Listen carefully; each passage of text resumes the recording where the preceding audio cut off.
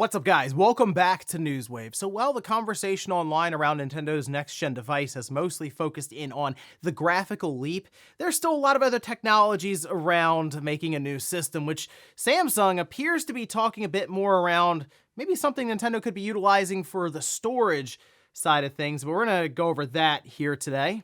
Also, we are going to be talking about an incredible find, I feel like, on the PlayStation 3 side, one game that people thought was buried and would never be seen again. And then we're also going to be talking about Yuzu responding to Nintendo because, yeah, it looks like this thing is going to trial. Guys, if you enjoy these videos, make sure you hit that like button, helps out a ton. And if new here to the SpawnWave channel, make sure you subscribe down below. And of course, members for the channel do get Newswave early and ad-free. If you want to learn more about that, you can click the join button down below this video. And we're going to start today with the Nintendo Switch officially turning 7 years old, which means as of today, we are in the 8th year for the Switch system. Now, of course, the system came out March 3rd, 2017. That happened over the weekend here, just 7 years later. And thinking back on the system for where it started, even going back and looking at some of the older videos to where we are now, it is a very impressive journey that we've seen unfold here, and one that I don't think anyone was expecting the system to go on and now hit over 140 million and seems to be set up nicely to run down the PS2 and the DS, but a massive shift from 2016 for Nintendo coming off of the Wii U and merging their handheld and console markets just together completely. But yeah, the Switch, I still think has something left in the tank here for this year, but clearly all eyes will be on Nintendo's next system whenever they unveil that, especially if it's halfway through this year. But still think we will see some releases coming out from Nintendo in the 8th year for the Switch that should be a lot of fun. Also, we had a bit of a scare happen over the last couple of days when it comes to Octopath Traveler,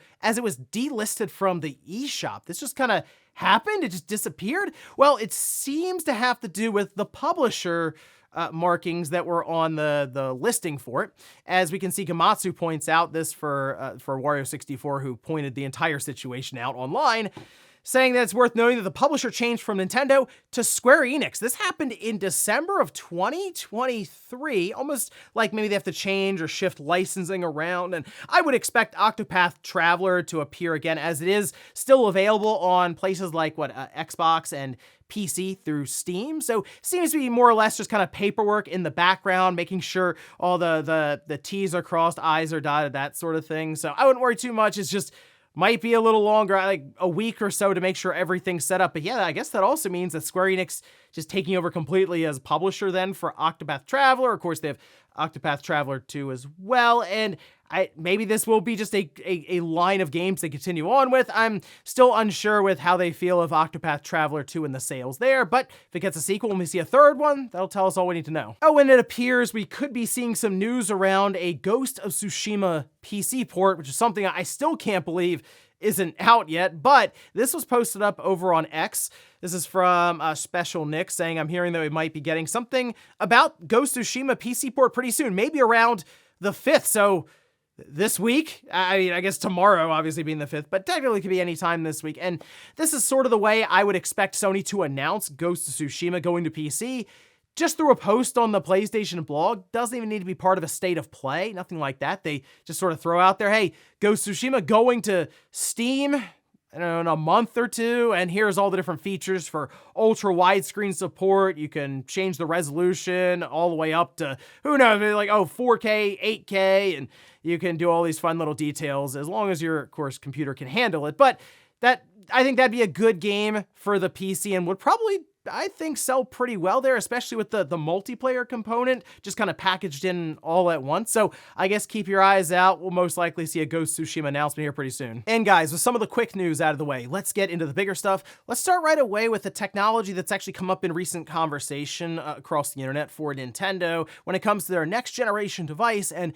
the storage side of things, specifically expandable storage, because the internal storage for the next system, while they could push for 256 gigabytes or 512 gigabytes, which would be incredible on its own, considering the most we've seen Nintendo pack in for a system at this time is, 64 gigabytes, but they would be able to control the speed of whatever storage medium they're using internally for the system. It really comes down to the expandable side of things, as right now we're using SD cards for the Switch, and actually SD cards that are starting to fall behind a bit when it comes to the speed side of things, as we're still using UHS 1 for the current Switch with that SD card slot. But it does appear we're starting to see more and more of movement when it comes to the SD card side with speed and accessibility, and this latest one comes from Samsung, and this was actually a write-up on Ars Technica, where they say Samsung says that it is sampling its first microSD cards that support the SD Express standard, which will allow them to hit sustained read speeds of as much as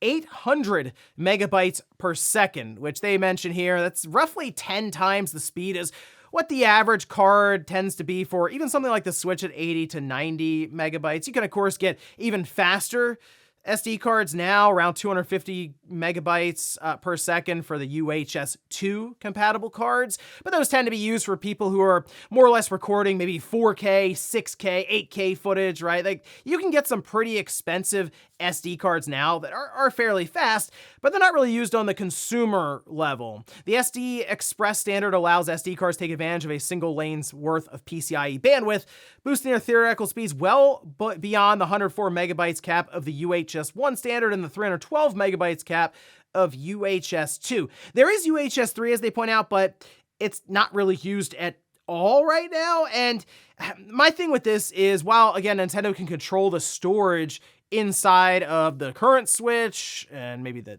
Switch 2, whatever you want to call it, the expandable storage is kind of left up to the consumer to pick the right SD card. And we're already dealing with fake SD cards, counterfeit ones that pop up on Amazon, AliExpress, Wish, you name it there, right? But in this case, it could get to a point where Nintendo asks people to buy certain speeds or certain class SD cards. However, like a UHS 1 SD card would still work in a slot like that. It would just default backwards to that speed. The reason this is kind of a big thing right now and being focused in on is Samsung appears to be trying it out with 256 gigabyte cards, which will still be fairly expensive because SD Express has been around for 3 or 4 years. It's just not really seen wide adoption at all compared to UHS, which is pretty much the leading slot that you see in most devices now. I have seen some people bring up the idea that maybe Nintendo would, it sounds funny, but have you install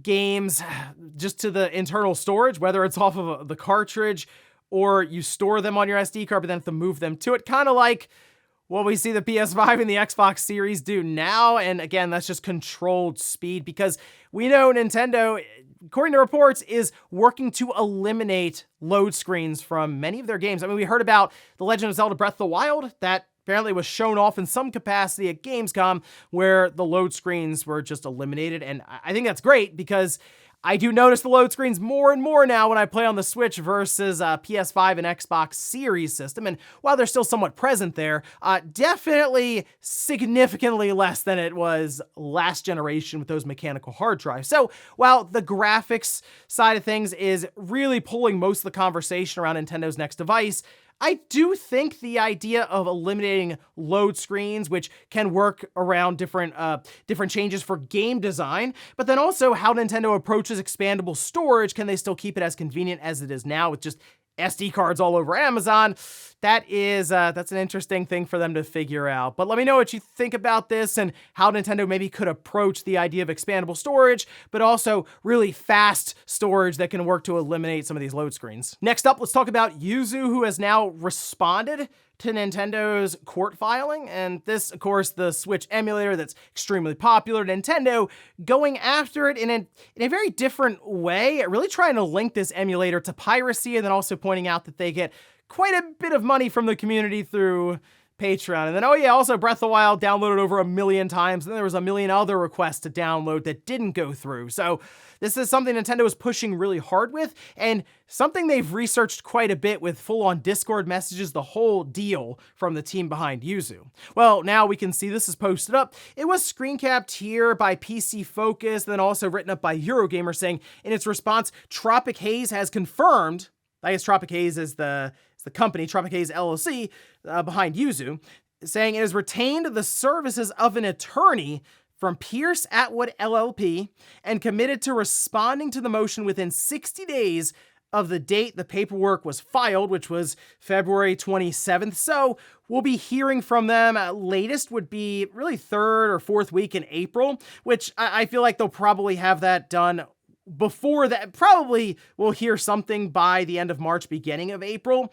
But this kind of looks like they're going to court. I mean, I guess they could come back and have some sort of response that they're going to work to settle or figure this out outside of the courtroom. But Nintendo, at least in their filing, seems pretty adamant about going to court with a jury, the whole thing, which would also present, I feel like, quite a bit of discovery that could be kind of interesting. So I don't know, maybe it would be just interesting in general to see them go to court with discovery and finding out all kinds of new information, maybe behind the scenes for Nintendo, and then also Yuzu's just development. A lot of it would probably be redacted, as we saw with Microsoft and the FTC, but then we also saw stuff just kind of leak out, and that seems to consistently happen when some of these big companies get involved, whether it's Epic and Apple or Microsoft and Sony. It's just seems to be a consistent thing. So most likely Nintendo would probably leak something out there. Could be game budgets, could be development secrets, who knows. But certainly something we should be keeping an eye on to see how all of this continues along, as there are still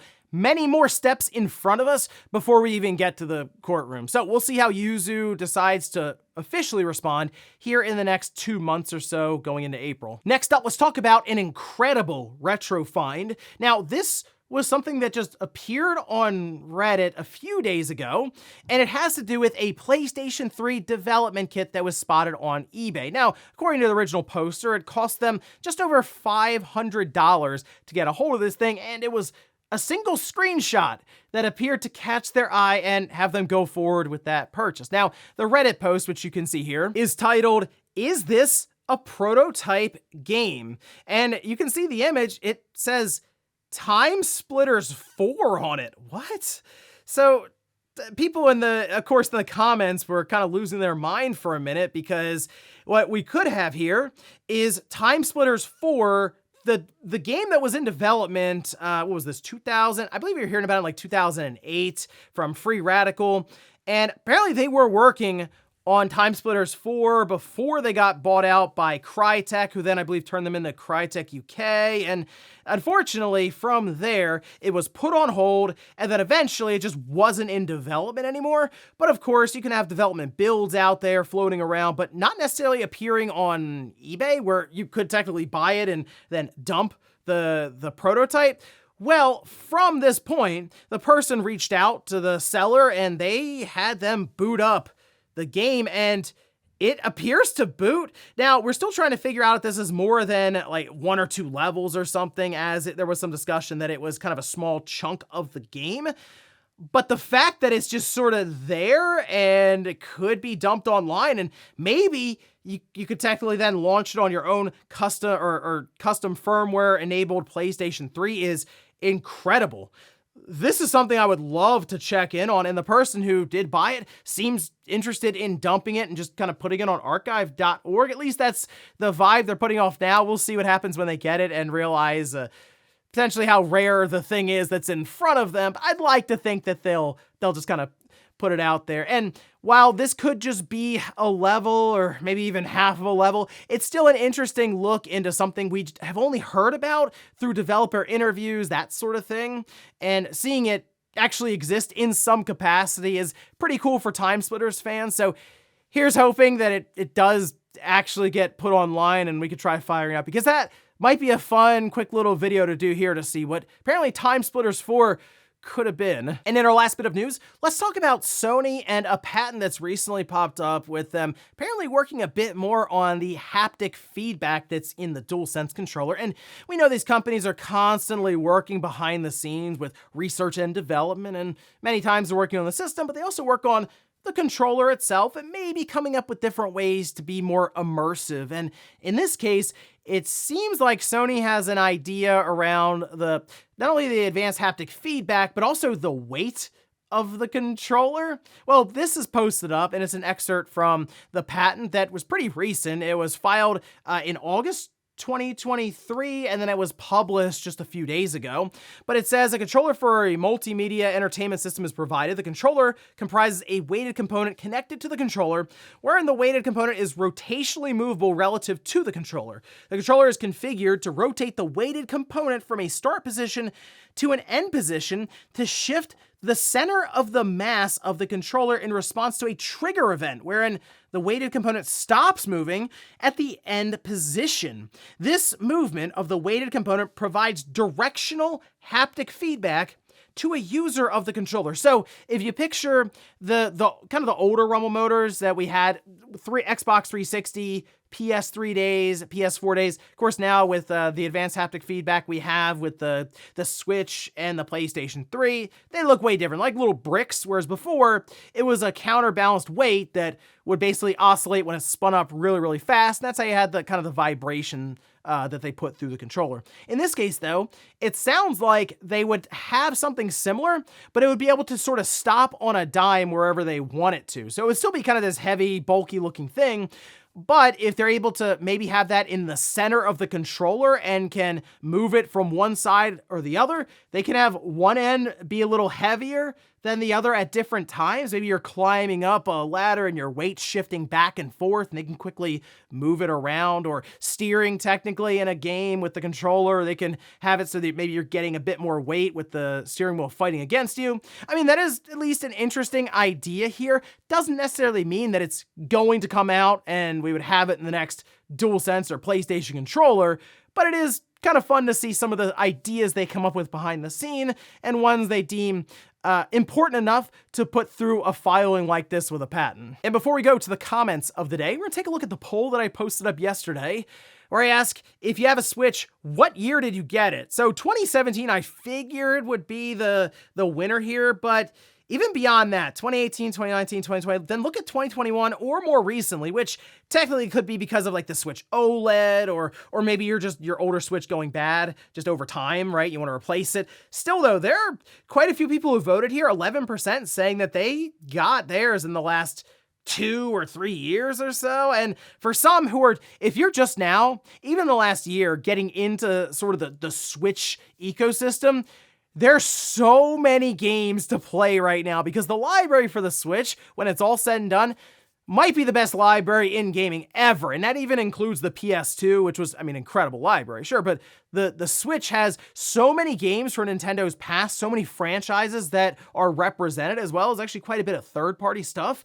It's hard to go wrong with the system, to be honest. There's there's something for everyone. Now, I will admit, they are missing some of the sports games. I'm thinking of Madden as an example, or a good wrestling game after what happened with 2K18, but barring a few little holes here and there, it's pretty complete. So yeah, if you got it recently, I get why you might be like, oh, this is great. I'm not that interested in the next system yet, until obviously they show it. But if you got yours in 2017, you might be looking at like, I kind of want to get something new that still plays the same games, but I don't want to buy the OLED yet because that means the new system will get announced right away. But yeah, it's what a run for this system after 7 years now. In the 8th year, it's quite the library. And we'll finish up with the comments of the day. We'll start with this one here. This is posted up from Elmash saying, we need better offline games with split screen and no de novo DRM. I'm surprised de novo still gets pushed so much with some of the detrimental side effects it has on games performance, but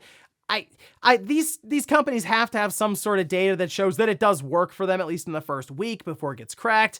As for split screen stuff, I do feel like back in the day, and I'm really thinking of like PS2, GameCube, Xbox generation, I feel like we looked at most games that had multiplayer in it and we're just like, oh yeah, obviously that's split screen. Yeah, that's going to be a thing, clearly. But now we look at the back of the box and it's like, oh, 1 to 4 players multiplayer. We think immediately, at least I do, that it's just online and there's no split screen. It's unfortunately kind of a lost feature to time. And I don't know if that's just because the digital age has become more and more prevalent and people don't get together as much. But back then, if you wanted to play games, You went over to a friend's house, now it's kind of it, so it better have split screen. And we'll finish up with a comment from the members video. This right here is from Loom Doom, says, Final Fantasy VII Rebirth has been living up to my expectations and more so far. The game is excellent. If only I didn't have work so I could spend more time with it. Those are the best kind of games, by the way, is when you're thinking about the game when you're not playing it, whether you're at work or just doing chores or out and about doing stuff, you're like, man, that Final Fantasy VII Rebirth, I want to get back so I can play that, or I want to finish these side quests, and you're like going over your mind, right? Well, Rebirth, I'm now 20 hours in, and the game keeps getting better and better and better. I'm having a blast with this game. Early on, I was like, okay, I see some flaws, but they've been